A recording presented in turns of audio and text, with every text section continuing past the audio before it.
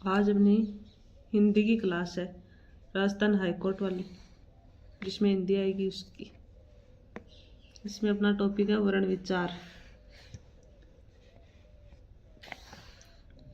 भाषा शब्द यानी भाषा शब्द संस्कृत की भाष धातु से बना है। संस्कृत की भाष धातु से बना है, जिसका अर्थ है प्रकट करना। भाष का अर्थ है प्रकट करना। विचारों को प्रकट करने या विचारों के आदान प्रदान का माध्यम भाषा कहलाता है। भाषा के सामान्यतः दो भेद या प्रकार होते हैं, मौखिक या उच्चारित रूप, लिखित या वर्तनी रूप। हिंदी शब्द में मूल शब्द सिंध है। हिंदी शब्द में मूल शब्द सिंध है। हिंदी शब्द फारसी भाषा का शब्द है। हिंदी शब्द किस भाषा का शब्द है? फारसी का। हिंदी की लिपि है देवनागरी। लिपि का अर्थ लिखित रूप अर्थात लिपिबद्ध करना। हिंदी की मूल भाषा है संस्कृत। संस्कृत से पाली भाषा, पाली से प्राकृत भाषा तथा प्राकृत से अपभ्रंश से हिंदी भाषा का निर्माण हुआ है। हिंदी का निर्माण शोर से नहीं अपभ्रंश से हुआ है। 14 सितंबर 1949 को अनुच्छेद 343(1) के तहत हिंदी को मातृभाषा व राजभाषा का दर्जा प्राप्त हुआ। इसलिए प्रतिवर्ष 14 सितंबर को हिंदी दिवस अर्थात राजभाषा दिवस मनाया जाता है। विश्व हिंदी दिवस 10 जनवरी को मनाया जाता है। संघ या भारत की राजभाषा संबंधी प्रावधान भारतीय संविधान के भाग 17 में अनुच्छेद 343 से 341 तक है। वर्तमान में भारतीय संविधान की अनुसूची 8 में 22 भाषाओं को प्रादेशिक भाषा के रूप में मान्यता दी गई है, जिनमें हिंदी भाषा भी शामिल है। फिर है अपना वर्ण विचार। भाषा या व्याकरण की सबसे छोटी इकाई वर्ण कहलाती है। वर्णों को मौखिक रूप में ध्वनि भी कहते हैं। वर्ण के दो भेद या प्रकार होते हैं, स्वर और व्यंजन। स्वर मुख से निर्बाध गति से अर्थात बिना बाधा के उच्चारित ध्वनियां स्वर कहलाती है।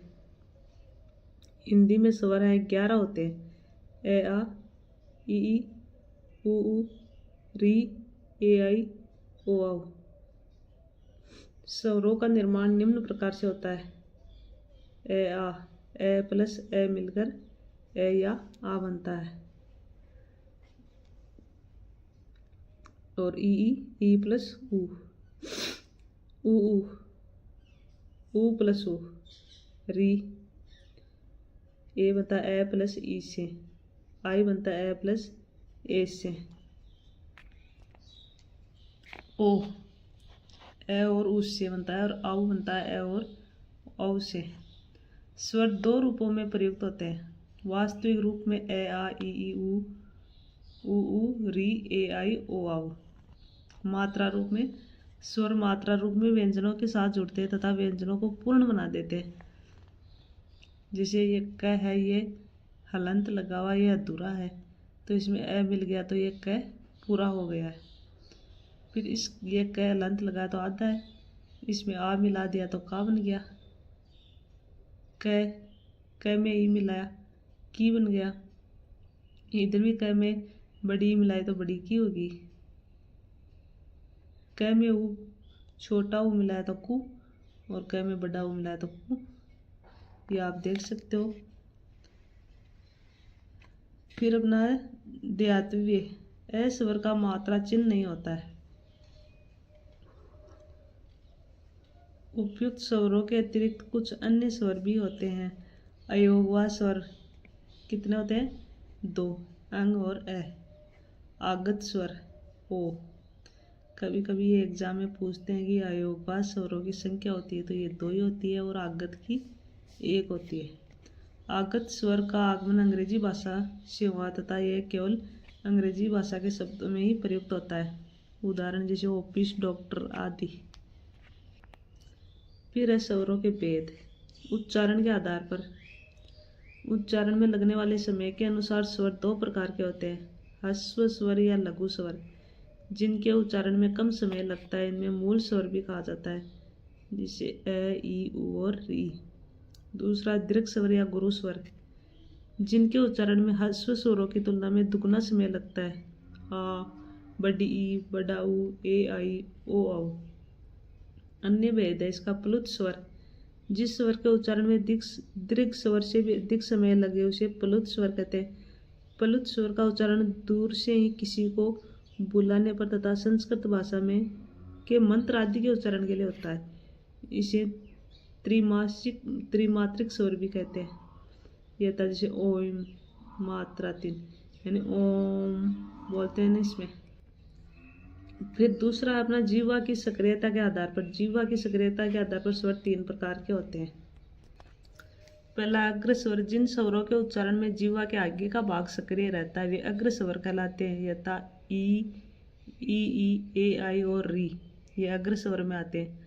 मध्य स्वर, जिस स्वर के उच्चारण में जीवा का मध्य भाग सक्रिय रहता है वह मध्य स्वर कहलाता है, जैसे ए।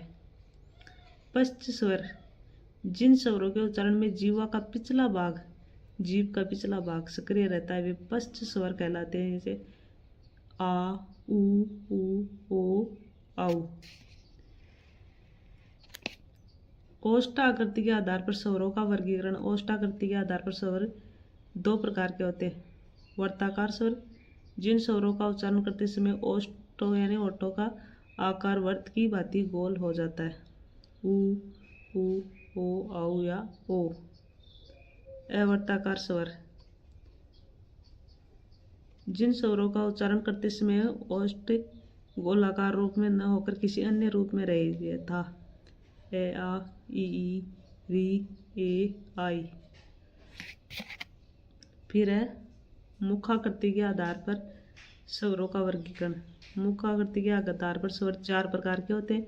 विवर्त स्वर, विवर्त का शाब्दिक अर्थ है खुलना होता है, अर्थात जिस स्वर का उच्चारण करते समय मुख पूर्ण रूप से खुल जाता है, यथा जैसे आ।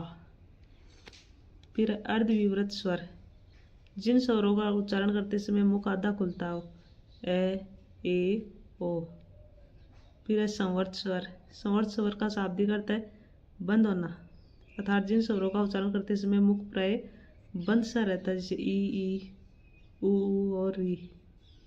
अर्ध संवर्त स्वर, जिन स्वरों का उच्चारण करते समय मुख आधा बंद रहता है, जैसे ए ओ। फिर अपना 5वां है रचना या बनावट के आधार पर स्वरों का वर्गीकरण। 2 प्रकार के होते हैं। मूल स्वर, ई, ऊ, री मूल स्वर। संधि स्वर, आ, ई, ऊ, ए, आई, ओ, औ संधियों के तहत निर्मित स्वर हैं, इसलिए इन्हें संधि स्वर कहा जाता है। तो अभी याद रख लेना, मूल स्वर में तो ए, ई, ऊ, री है और संधि स्वर में आ, ई, ऊ, ए, आई, ओ, औ ये है। फिर अपना उत्पत्ति या व्युत्पत्ति के आधार पर स्वरों का वर्गीकरण 3 प्रकार के होते हैं। ह्रस्व स्वर, इसमें आएगा ए, ई, ऊ और री ह्रस्व स्वर में। फिर दीर्घ स्वर, 2 समान स्वरों से निर्मित स्वर उत्पत्ति के आधार पर दीर्घ स्वर माने जाते हैं, जैसे आ, ई, ऊ दीर्घ स्वर है, आ, ई और ऊ। फिर आएगा संयुक्त स्वर, 2 असमान स्वरों से निर्मित स्वर उत्पत्ति के आधार पर संयुक्त स्वर माने जाते हैं, जैसे ए, आई, ओ, औ संयुक्त स्वर है। जाति के आधार पर स्वरों का वर्गीकरण 2 प्रकार के होते हैं। सजातीय स्वर, समान जाति के स्वर सजातीय स्वर कहलाते हैं, जैसे ए, आ, ई, ऊ। विजातीय स्वर, असमान जाति के स्वर सजातीय स्वर विजातीय स्वर कहलाते हैं। यहाँ सजातीय है, विजातीय, यथा ए, ई, ओ। व्यंजन, वे ध्वनियाँ जिनका उच्चारण करते समय मुख में बाधा उत्पन्न होती है उन्हें व्यंजन कहते हैं। हिंदी में व्यंजनों की संख्या होती है 34। व्यंजनों में क्रमशः 5 वर्ग होते हैं, क वर्ग, च वर्ग, ट वर्ग, त वर्ग, प वर्ग। प्रत्येक वर्ग में 5 व्यंजन होते हैं। प्रत्येक वर्ग का 5वां व्यंजन नासिकीय व्यंजन कहलाता है। व्यंजन 2 प्रकार के होते हैं, स्वर रहित या अर्ध व्यंजन। अर्ध व्यंजनों में स्वर नहीं होता है तथा इनके खंड या टुकड़े नहीं हो सकते, जैसे क ये का आधा, च भी आधा, ट भी आधा, त भी आधा और प भी आधा है। फिर है सस्वर या पूर्ण व्यंजन। पूर्ण व्यंजनों में मात्रा रूप में स्वर जुड़ा होता है तथा इनके खंड या टुकड़े हो सकते हैं। उदाहरण क में क और ए मिला हुआ है तब पूरा क बनता है। का, यहाँ क हलंत लगाओ और आ मिलके बना का। ऐसे ही की बने क और ई से। फिर ये अपने क वर्ग के हैं, ये च वर्ग के, ट वर्ग, त वर्ग और प वर्ग। ये रलव स है। ये अड़ विशिष्ट व्यंजन है, ये नव स्वीकृत व्यंजन है। नव स्वीकृत ये इनमें नहीं है, विशिष्ट व्यंजन है। अगर क्वेश्चन आ जाए कि इनमें से विशिष्ट व्यंजन कौन सा आता है, एक ये दे देता बाकी इनमें से ले लेता, याद रखना। उपयुक्त व्यंजनों के अतिरिक्त कुछ अन्य व्यंजन भी है। द्विगुण या उत्सिक्त व्यंजन। द्विगुण या उत्सिक्त व्यंजन कौन से हैं? ड और ड। संयुक्त व्यंजन, संयुक्त व्यंजन 4 होते हैं तथा इनका निर्माण अर्ध व्यंजन व एक पूर्ण व्यंजन से होता है। अब देख लो, एक स है, क और स से बना है। त्र आधा त और र से। गे जे और अ से। स्र स और र से। ये आधे हैं, हलंत लगा हुआ अधूरा है। दयातव्य इनके समान गुण रखने वाला एक अन्य संयुक्त व्यंजन भी होता है। दे, ये द है, ये द और ये से बना है। उदाहरण खाद्य, खाद्य, विद्यालय, विद्यालय। हिंदी में खाली व्यंजन 5 होते हैं। हिंदी भाषा में इन व्यंजनों से शब्द शुरू नहीं होता है। तो ये है खाली व्यंजन ड, अण, ण, ड, ड। ये खाली व्यंजन उदाहरण है इसका डंग, ढक्कन, ढोलक, ढेर। अशुद्ध शब्द है ये।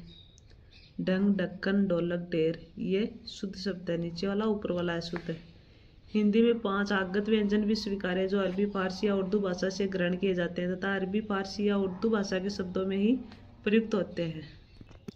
आगत व्यंजन में क के यहाँ देखो बिंदी लगी हुई है, ख के यहाँ, ग के यहाँ, ज और फ।